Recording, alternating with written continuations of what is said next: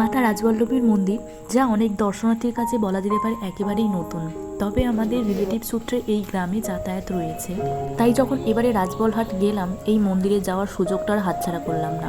রাজবলহাট হলো কবি হেমচন্দ্র বন্দ্যোপাধ্যায়ের জন্মস্থান। তবে এই গ্রাম সম্বন্ধে যদি আরো কিছু বলা যায় তাহলে এই গ্রাম তাঁত শিল্পের আরো এক বিরাট নিদর্শন। তবে বিস্ময়কর জিনিস হলো এই গ্রামে রাজবল্লভী মাতার মন্দির, যা নিয়ে লোককথা মুখে শোনা যায় অনেক ঐতিহাসিক কাহিনী।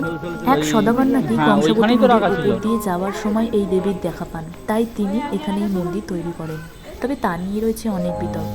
আরও একটা ইন্টারেস্টিং জিনিস হলো, কালী মন্দির মানেই আমরা জানি কালী মায়ের রং কৃষ্ণবর্ণা বা নীলাভ ভেবে থাকি। তবে এক্ষেত্রে এই মন্দিরে কালী মা কিন্তু শ্বেত বর্ণের।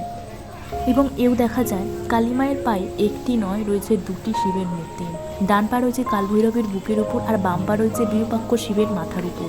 আশ্চর্য জিনিস হলো, এখানে ছাগ বলি হাঁড়ি কাটে মাথা রেখে নয়, বরং ঝুলিয়ে প্যাঁচ দিয়ে হয়। বলির পর গর্ভগৃহের পিছনের খপ্পরে পশুদের দেহাংশ ফেলে রাখা হয়। শোনা যায় এই খপ্পরের জায়গাতেই একসময় নাকি রাজা সদানন্দের পঞ্চমুণ্ডের আসন ছিল। সময়ের সঙ্গে সঙ্গে এর অনেক প্রাচীন নিদর্শনে হারাতে বসেছে। রাজবল্লভী মাতার স্বভাবও নাকি রাজকীয়। প্রতি রাত্রে কাঠের পালঙ্কে নিদ্রা যান, রাতে দেবীকে শীতল দেওয়া হয়।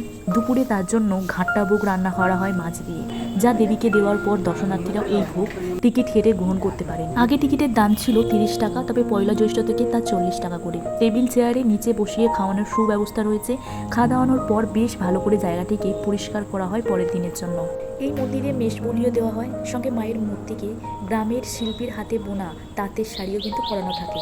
পরের দিনের ভোগের জন্য কিন্তু আগে থেকেই সবজিপাতি ধুয়ে তার কিন্তু ব্যবস্থা করা রয়েছে। একদিনের ছোট্ট ট্যুরে এই মন্দির ঘুরে কিন্তু দেখে আসতে পারো। আমরা বিকেলের দিকটায় গেছিলাম, তাই বেশ ভালো করেই দর্শন আর পুরোহিতের কাছে নামগোত্র সহ পুজোও দিতে পেরেছি।